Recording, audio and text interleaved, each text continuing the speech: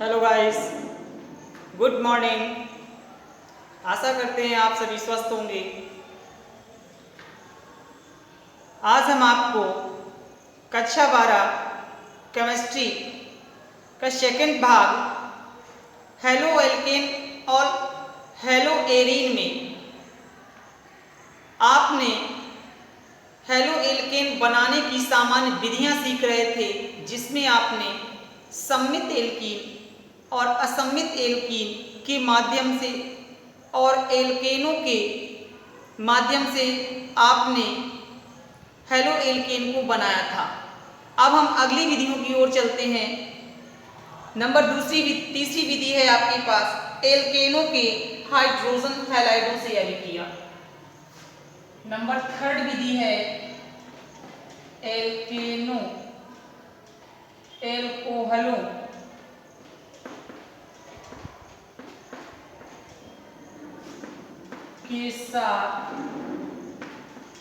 एल्कोहलों के साथ हैलोजन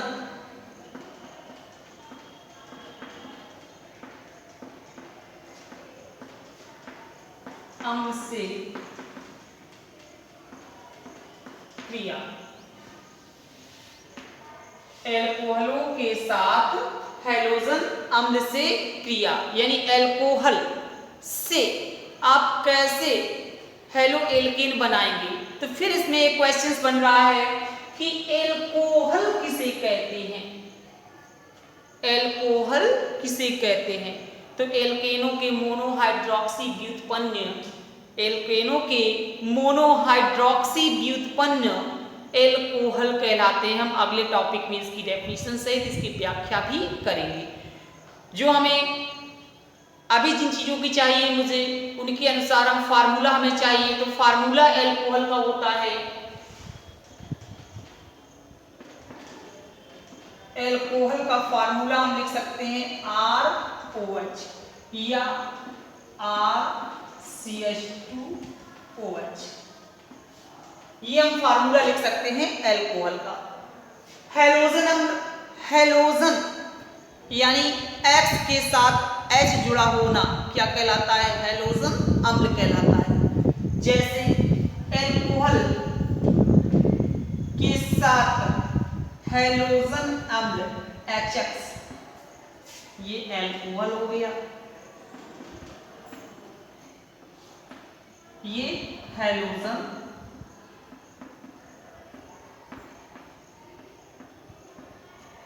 अम्ल हो गया। ROH प्लस HX से हम क्रिया कराएं तो क्या बन जाएगा? इतना एलिमेंट्स क्या बना के निकाल रहा है? तो HOH से क्रिया करके क्या बना देगा? H2, और शेष क्या बच गया? R और X बच गया। RX इसे क्या कहते हैं? हेलो एल्केन या कहते हैं एल्किल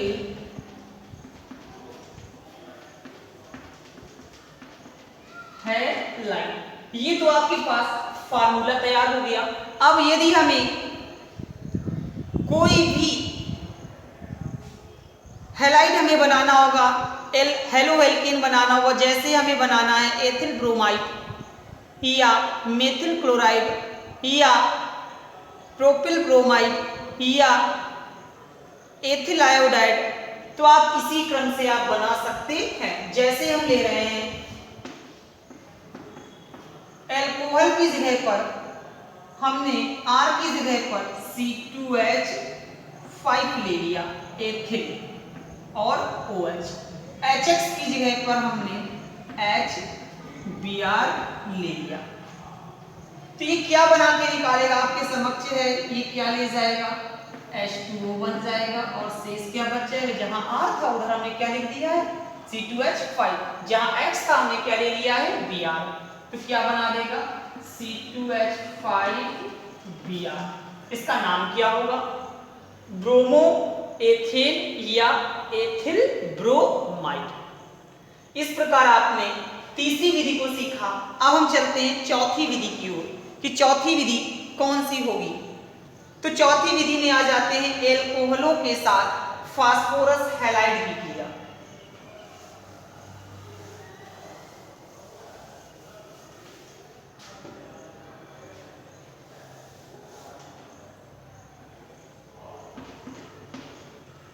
फास्फोरस हैलाइड के साथ अभिक्रिया। चौथी विधि है ये कि एल्कोहलों के साथ फास्फोरस हैलाइड की क्रिया। अब एल्कोहल तो आप समझ चुके हैं, अब ये क्वेश्चंस बिना कि फास्फोरस हैलाइड क्या होते हैं, तो पहले फास्फोरस हैलाइड को जान लेते हैं, इसके बाद आप रिएक्शंस को जानेंगे। तो फास्फोरस का मतलब होता है पी। पी का परमाणु क्रमांक होता है 15, तो ये क्या बना देगा 2, 8, 5।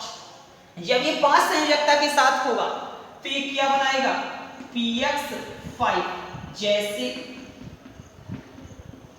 PCl5। और यदि इसमें 3 के साथ संयोजकता होगा तो ये क्या बनाएगा px3, जैसे PCl3।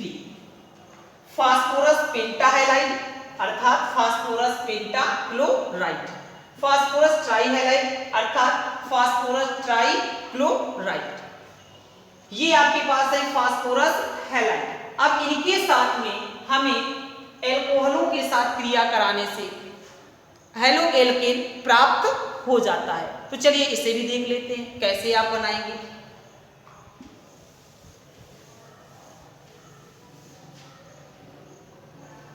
Alcohol ROH plus PX3 हमने ले लिया पहले, सेकंड नंबर पे ले लिया ROH प्लस PX5। ये दो रिएक्शंस हैं, दो फार्मूले हैं, दो फार्मूले से आप हेलो एल्केन को बनाएंगे। तो चलिए देखते हैं। R में एक पॉजिटिव होता है, X से क्रिया करके क्या बना देगा RX। X है कितने आपके पास 3, कितने गुणा कर दे 3 का, इधर भी कितने गुणा कर दे 3 का। हमने 3 में इधर क्यों गुणा किया, क्योंकि 3 R आपके पास हो गए। तो क्या शेष बच गया 3 O बचे, 3 H बचा और एक P बचा। आपके पास ये बन करके H3PO3 बन करके निकल गया। अगले नंबर में चलते हैं। तो इसका नाम क्या होगा पहले ये भी तो जान लें, आर्थो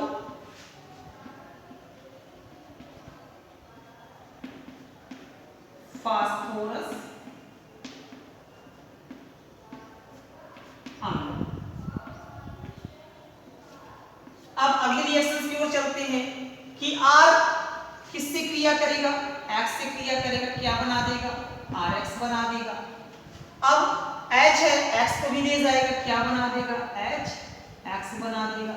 शेष क्या बच गया P बच गए, X3 बच गए और O बच गया, तो POX3। इसका नाम होता है फास्फोरिल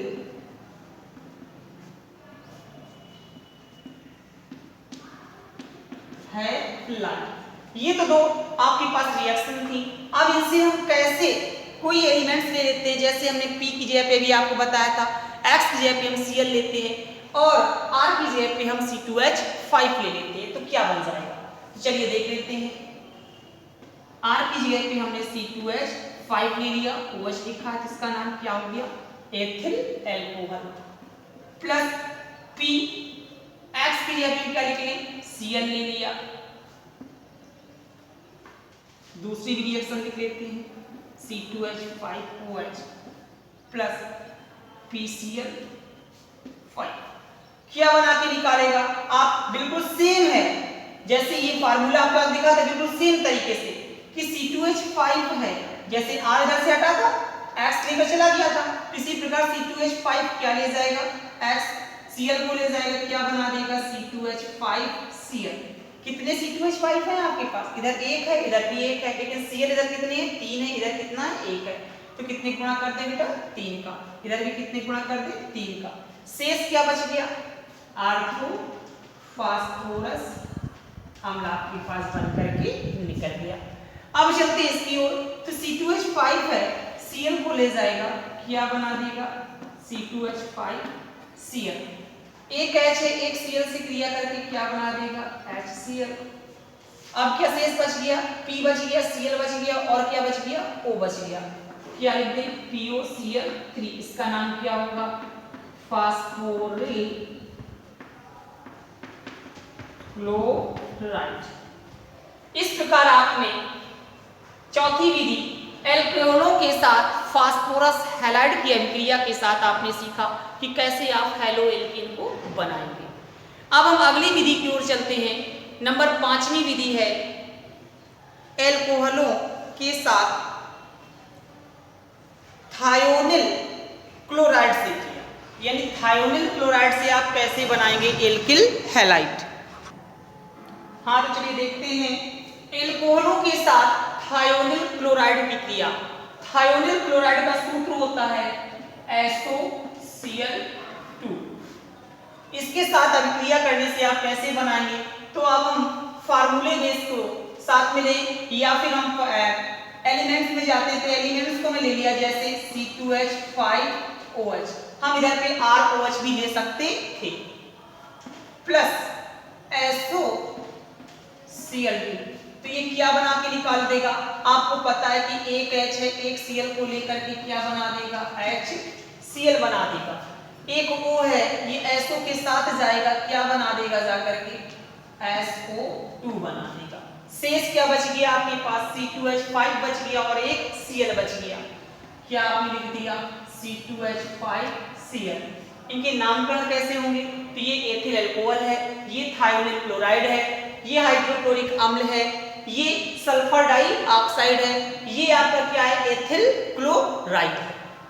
अब हम इसे कहते क्या है, एक और नाम से इस अभिक्रिया को जानते हैं, तो इस अभिक्रिया को कहते हैं डार्जन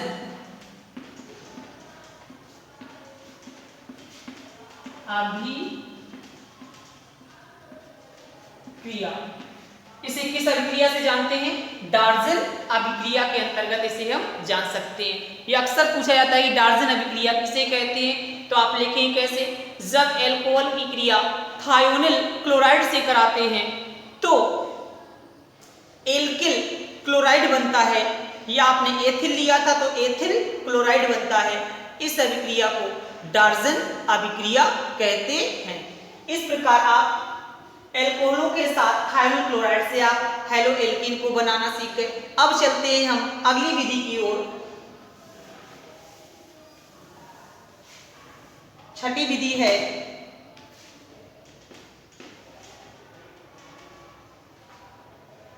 मोनो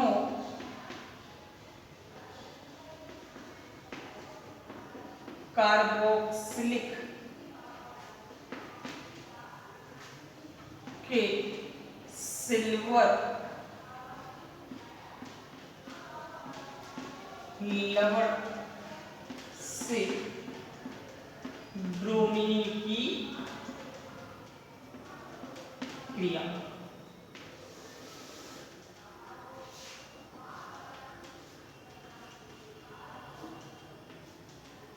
मोनोकार्बोक्सिलिक अम्लों के सिल्वर लवण से ब्रोमीन की क्रिया। अब इसमें कई क्वेश्चंस बने कि मोनोकार्बोक्सिलिक अम्ल किसे कहते हैं और फिर उसके सिल्वर लवण किसे कहते हैं। फिर ब्रोमीन तो Br2 होता है आपके पास। तो मोनोकार्बोक्सिलिक अम्ल क्या होते हैं, मोनोकार्बोक्सिलिक अम्ल का प्रतीक होता है RCOOH। यदि H को आप हटा देंगे, सिल्वर के माध्यम से H को हटा देंगे तो क्या आ जाएगा आपके पास Ag लग जाएगा, तो क्या बन जाएगा मोनोकार्बोक्सिलिक सिल्वर लवण बन जाएगा। तो जैसे हमने इधर Ag लिख लिया तो ये किसका सूत्र बन गया, मोनोकार्बोक्सिलिक सिल्वर लवण का सूत्र बन गया। अब हम किससे क्रिया कराएं, तो Br2 से क्रिया करा रहे हैं। क्या बना के निकाल देगा, Ag है, एक Br को ले जाएगा, क्या बना देगा AgBr। R है, एक Br को ले जाएगा, क्या बना देगा RBr। शेष क्या बच गया आपके पास, CO2 बच गया, आपने CO2 लिख दिया। इस अभिक्रिया को एक और नाम से जानते हैं बोरोडीन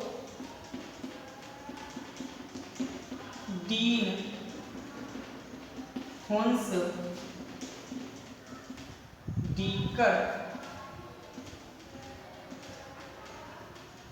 अभिक्रिया। बोरोडीन हुंस-डीकर अभिक्रिया के अंतर्गत इसे हम समझ सकते हैं। अब हम आर की जगह पे सपोज दैट हमने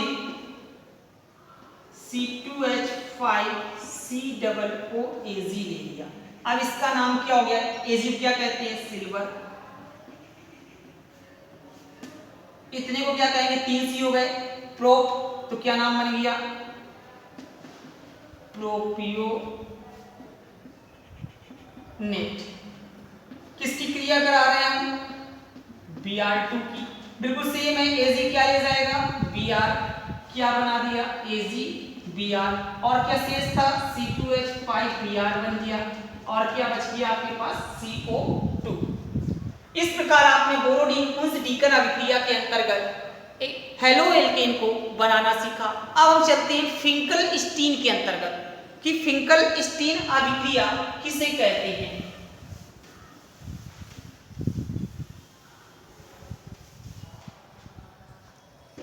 फिंकल-स्टीन अभिक्रिया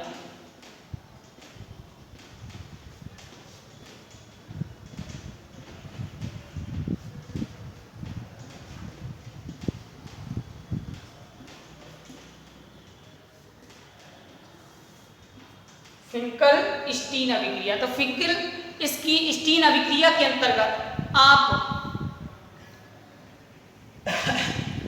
एथिल क्लोराइड की क्रिया जब सोडियम आयोडाइड से कराते हैं तो एथिल आयोडाइड बनता है। इस अभिक्रिया को फिंकल-स्टीन अभिक्रिया कहते हैं। जैसे C2H5Cl प्लस NaI, उत्प्रेरक आप लगा दीजिएगा Ac2। तो ये Na है, क्या ले जाएगा? Cl को ले जाएगा, NaCl बना देगा और शेष क्या बच गया? C2H5I बन गया, एथिल आयोडाइड। इस अभिक्रिया को कहते हैं फिंकल-स्टीन अभिक्रिया। इस प्रकार आपने इस वीडियो में हेलो एल्केन बनाने की विधियां को सीखा। अब हम आपको अगले वीडियो में हेलो एल्केन के गुणों के विषय में बताएंगे। आशा करते हैं आपको समझ में आया होगा। फिर भी यदि समझ में नहीं आया है तो हम बार बार आपसे कहते हैं कि कमेंट बॉक्स में आप कमेंट करके आप सही रूप से उसे समझने के लिए आप क्वेश्चंस कर सकते हैं। धन्यवाद।